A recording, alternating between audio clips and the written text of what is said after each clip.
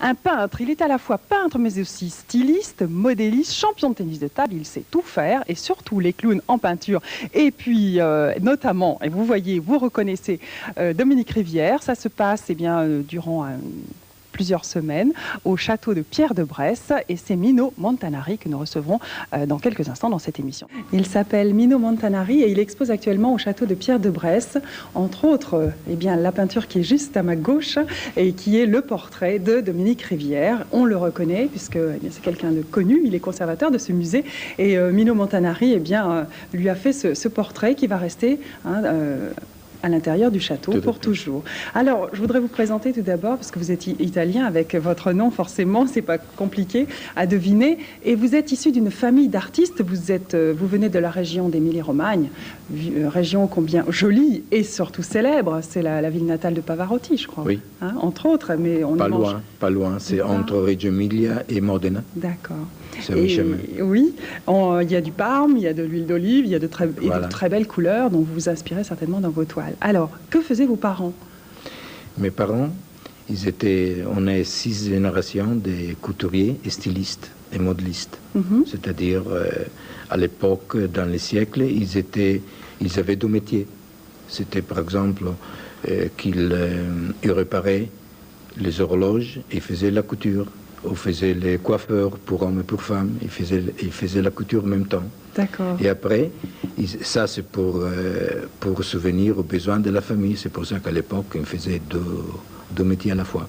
Depuis 6 générations quand même, vous maniez la couture, comme vous dites. Hein. Et puis vous, c'est un métier que vous avez moins ressenti, vous étiez plus près de la peinture et à l'huile. Oui, beaucoup plus proche. Les pinceaux. Beaucoup plus proche de la peinture, mais je me suis dédié pour à peu près 20-25 années à la couture.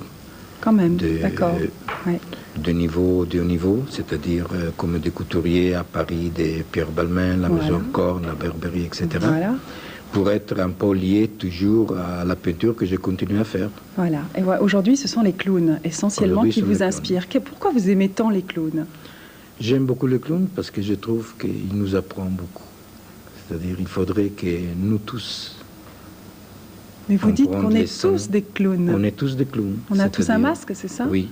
Il y a une partie des gens, quand même, qui sont pas des vrais clowns. Ils sont des clowns parce ils sont dans cette vie et ils font des choses qu'ils ont besoin de se masquer. Il faudrait qu'ils apprennent à être comme moi, des clowns, comme les conservateurs que j'ai connus, comme sur ce plateau, qui sont des gens très sympas. Vous trouvez qu'on est des clowns? Des vrais clowns. Des vrais clowns dans le sens que la vie, elle n'est pas seulement faite d'hypocrisie, de drames, de lourdeur. La vie, elle est faite aussi pour pouvoir sourire un petit peu et pour faire connaître aux gens que la vie est les potents qu'on vit. Il faudrait les passer avec une certaine gaieté. Je m'excuse pour le français qui n'est pas très correct. On comprend très bien, en tout cas. Cherche on a compris le message. Avec mes toiles, de faire passer un peu, si c'est possible, cette innocence du clown. Alors, on vient de voir les clowns, qui sont issus, donc, comme vous pouvez voir, ici en Bourgogne, château de Pierre de Bresse, dans ce catalogue. Et puis, il y a aussi la seconde partie de votre peinture, où il y a d'autres masques. Et où y a-t-il plus de masques qu'à Venise? Eh bien, évidemment, vous êtes allé là-bas pour peindre tous ces masques et tous ces personnages qui incarnent justement autre chose que leur propre personnage. On va les voir. Est-ce que vous peignez comme les impressionnistes, c'est-à-dire sur place, quand vous allez faire un clown, vous allez dans un chapiteau de cirque? Oui, je me déplace beaucoup, je prends beaucoup des idées dans les cirques, dans les clowns. Je vais souvent à Chalon-sur-Marne, où il y a l'Académie du cirque international. C'est vrai. Et je parle beaucoup avec ces gens du spectacle et je profite pour entrer dans leur vie, pour savoir, pour voir qu'est-ce que c'est effectivement la vie du cirque et naturellement des clowns. Merci beaucoup. Il faut préciser avant de se quitter, Mino Montanari, que vous êtes également un champion de tennis de table. Depuis que vous êtes tout petit, déjà junior, vous étiez champion d'Italie et vous continuez, vous remportez des... Oui, j'ai joué encore à la 4S National 3 à Tours Mais ça commence à devenir un peu difficile parce que les années sont là, 60 ans. Donc, mais je continue. Oui. Et merci pour donc ces belles peintures, ces belles toiles que vous pouvez voir jusqu'au 31 août au château de Pierre de Bresse. On est en pleine Bresse.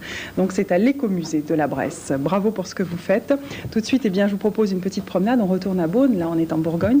On reste en Bourgogne. Et on reste avec les clowns, avec du cirque. Ça tombe bien, regardez.